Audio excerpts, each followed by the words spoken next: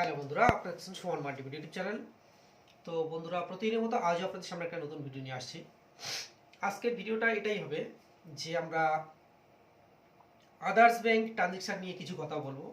আমাকে একটা ভাই কমেন্ট করছে কি যে আদার্স ব্যাংক ট্রানজেকশন করতে গিয়ে, তো আমাকে কমেন্ট এসছে এসবিআই অ্যাকাউন্টে টাকা উইথড্রল করেছিল, কোনো কারণে টাকাটা ডেবিট হয়ে গেছে, বাট অ্যাকাউন্টে কাস্টমারের রিটার্ন আসেনি। তো আমি এই উদ্দেশ্যে একটা কথা বলবো যে ভাই, কাস্টমারকে যখন আদার্স ব্যাংকে ট্রানজেকশন করবেন তখন একটু সাবধানতার সাথে কাজটা করবেন। কারণ নিজের ব্যাংকের লিঙ্কের সমস্যা হলে নিজের ব্যাংকের ব্যাংক টু ব্যাংক অর্থাৎ ডাব্লিউবিসিবি যে কাস্টমার যারা আছে, তো এক্ষেত্রে যখন ট্রানজেকশন করতে যাবেন এখানে একটা প্রবলেম কি আসবে, যদি কোনো কারণে লিঙ্কের ইস্যু হয় তো সেক্ষেত্রে আপনি যখন ট্রানজেকশনটা করবেন, হয় ইউজার ইনঅপারেটিভ বলে একটা অপশন আছে, এইরকমই আসবে, বা কোনো একটা এরর মেসেজ, মানলাম ওটা নয়, কোনো একটা এরর মেসেজ একটা শো করলো লিঙ্ক নেই এরকমভাবে, বা কোনো কারণে কাস্টমারের অ্যাকাউন্ট থেকে টাকাটা ডেবিট হয়ে গেছে। তো বন্ধুরা, একটা কথা বলি, এই জায়গায় কিন্তু একটা পয়েন্ট আছে। কাস্টমারের অ্যাকাউন্ট থেকে যদি টাকা ডেবিট হয় তো 100% এখানে সিওরিটি হবেন যে ওই টাকাটা আপনার ওডি অ্যাকাউন্টে হিট করেছে। আর কোনো কারণে লিঙ্ক ইস্যু চলাকালীন আপনার ওডি থেকে যদি টাকা ডেবিট হয় তো আপনি 100% এটা শিওর হবেন যে কাস্টমারের অ্যাকাউন্টে, অর্থাৎ ডাব্লিউবিজিবি কাস্টমার হতে হবে, কাস্টমারের অ্যাকাউন্টে টাকাটা 100% ডিপোজিটও হয়ে গেছে। তো এটা শুধুমাত্র ব্যাংক টু ব্যাংকের কথা আমি বললাম। এবার পয়েন্টে আসে আদার্স ব্যাংকের বিষয়টা নিয়ে। আদার্স ব্যাংকের যে বিষয়টা হবে না, তো এখানে মানতে হবে আদার্স ব্যাংকের যখন বিষয়টা কাজ করবেন আপনি, তখন অন্য ব্যাংকের লিঙ্কের ব্যাপারটা আপনি জানেন না, ওটা আধার এনাবেল সিস্টেম হবে। যদিও আমাদের ব্যাংকে আমরা আধার নাম্বার দিয়ে তুলি, আধার এনাবেল সিস্টেম যদিও, বাট তাও এটা কি হয়, bank to bank direct bank hit করে, ঠিক আছে। এক্ষেত্রে আধার নাম্বার দিয়ে কাস্টমারকে উইথড্রল হলেও, বাট এটা অ্যাকাউন্ট টু অ্যাকাউন্ট হিট করে, যার কারণে এখানে কোনো লিঙ্ক ব্যাপারটা ম্যাটার করে না। বাই চান্স কোনো কারণে, অনেকে হয় আমাদের এতদিনের কাজের লাইফে আমরা দেখেছি অ্যাকাউন্ট থেকে ডেবিট হয়ে গেছে, এমনকি আমার নিজের ঘটনা বলছি, কাস্টমার অ্যাকাউন্ট থেকে টাকা ডেবিট হয়ে গেছে, এই নিয়ে অনেক ঝামেলাও হয়ে গেছে। তো এই বিষয়ে আর আসছি না। তো তখন আমি নতুন ছিলাম, বিষয়টা আমিও বুঝতাম না। পরে পরে যখন কাজের দিকে আমি যখন খুব ভালোভাবে একটা জায়গায় আসতে শুরু করলাম, তারপরে আস্তে আস্তে এই বিষয়গুলো মাথায় আসলো। তো এরকমই অনেকের ক্ষেত্রে হয়, যারা নতুন ভাই সিএসপি নিয়েছেন বা কাজ করছেন। পুরানো যারা আছেন তো অবশ্যই তাদের মধ্যে তো বিষয়টা চলে এসছে না। তো লিঙ্ক ইস্যু হলে এইটুকু মাথায় রাখতে হবে সবসময় যে bank to bank ডাব্লিউবিজিবি customer and CSP point দুটোর মধ্যে যদি কোনো কারণে ডেবিট অ্যান্ড ক্রেডিট হয় তো 100% কেউ না কেউ একজন নেবেই, এটা আপনাকে শিওর হতে হবে। এখানে কোনো লিঙ্ক ম্যাটার করবে না। লিঙ্ক সমস্যা হলেও যদি কোনো কারণে কাস্টমারের থেকে ডেবিট হয় সেটা আপনার ওডি হিট করবে, আর যদি আপনার ওডি থেকে লিঙ্ক সমস্যা হওয়া চলাকালীন যদি ডেবিট হয়ে যায় তো সেটা 100% কাস্টমারের অ্যাকাউন্টে হিট করবে। এবার পয়েন্টে আমি এসে আদার্স ব্যাংকের বিষয়টা নিয়ে, আদার্স ব্যাংকের যেটা নিয়ে অনেকে আছে, আমরাও আদার্স ব্যাংক কিছু না কিছু লেনদেন করি।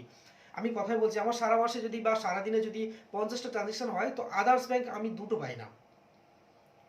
হ্যাঁ পাই, তুলনামূলক কয়েকটা, সারা মাসে আমি 50টা আদার্স ব্যাংকের ট্রানজেকশন পাই না। আর আমি মানে বিষয়টা কি বলতো, আমি করতেও চাই না। একান্ত নিজের কাস্টমার যারা হয় তারা বললে তারা জানে, কাউন্টারে লেখাও আছে আদার্স ব্যাংক ট্রানজেকশন করতে গেলে সমস্যা হলে তার জন্য ব্যাংক কর্তৃপক্ষ দায়ী থাকবে না, বাট তার জন্য নির্দিষ্ট সময় দিতে হবে সলিউশন বা সমাধানের জন্য, এরকমভাবে লেখাও আছে। তো নিজের কাস্টমার যারা তারা বোঝে এই কাজগুলো করে।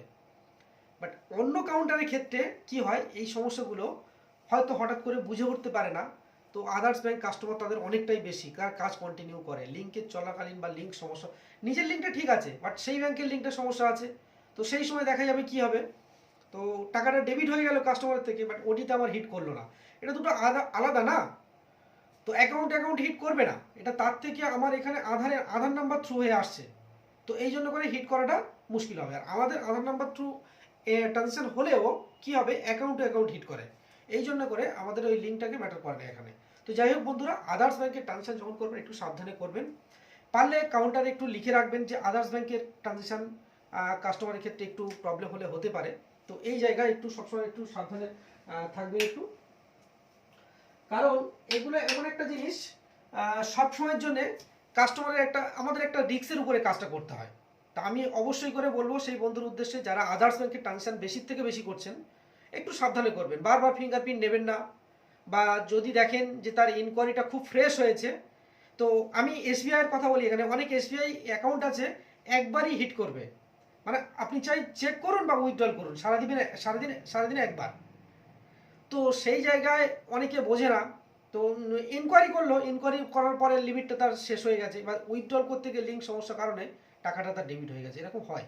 তো আমি এই বিষয়ে রিকোয়েস্ট করবো, আদার্স ব্যাংকের ট্রানজেকশন যখন করবেন, এটা বলবো না, কারণ আপনি আদার্স ব্যাংকের ট্রানজেকশন নাও করলে আপনার তুলনামূলক হয়তো ওই কাস্টমারটা বেশি বা ডাব্লিউজি কাস্টমার আপনার কম, তো আপনার আদার্স ব্যাংকের ট্রানজেকশন যদি না ম্যানেজ না করতে পারেন, আপনার কাজ অত তুলনা হয়তো দেখা যাচ্ছে ট্রানজেকশন আপনি বাড়াতে পারবেন না। আমি না বলবো না যে করবেন না, তবে রিকোয়েস্ট করবো একটা কি, যে আদার্স ব্যাংকের ট্রানজেকশনটা যখন করবেন একটু সাবধানতার সাথে কাজটা করবেন, পারলে কাস্টমার কে ভালোভাবে আগে বলবেন, কাউন্টারে লিখে রাখবেন। আর আপনার যদি ব্যাংক পয়েন্টে এসে যদি আপনার সমস্যা হয়, তো কাস্টমার আপনাকে দুটো কথা বলবে।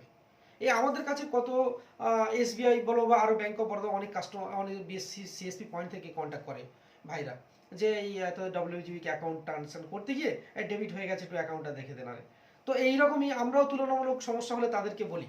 তো এইরকমই সোর্স যদি থাকে অবশ্যই তাদের সাথে একটু কন্ট্যাক্ট করে কাস্টমারকে একটু হেল্প করবেন। যদি বাই চান্স ডেবিট হয়ে যায়, কাস্টমারকে একেবারে তো বলতে পারবেন না আপনি, কারণ এই জায়গায় কাস্টমার আপনারই পয়েন্টে এসছে, আপনারই জায়গাটা নষ্ট হবে। সেই উদ্দেশ্যে বলবো একটু সাবধানতার সাথে কাজটা করুন, অসুবিধে কিছু নেই।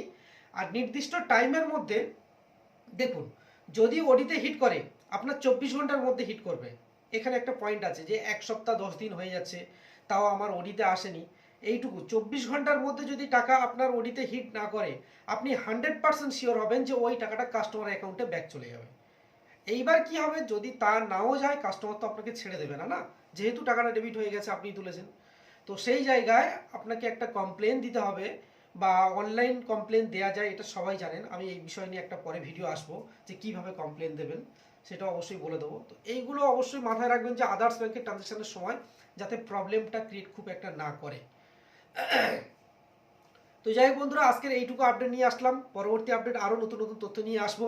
আপনারা অবশ্যই ভালো ভালো করে মানে আমাদেরকে একটু সাপোর্ট করুন, বেশি বেশি করে আমাদের ভিডিওগুলো একটু সবার কাছে শেয়ার করে দিন, যাতে আমাদের যতগুলো বন্ধুবান্ধব যারা আছি আমরা, তো তুলনামূলক সবাই আমরা একই সাথে একই চ্যানেলে একই পয়েন্টে থেকে, আমি তুলনামূলক শুধুমাত্র এই ইউটিউব চ্যানেলটা ডাব্লিউজিবি আপডেট দিয়ে থাকি।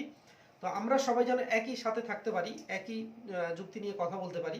অবশ্যই আমাদের সাথে থাকবেন বন্ধুরা, পরের ভিডিও নিয়ে আবার আসবো।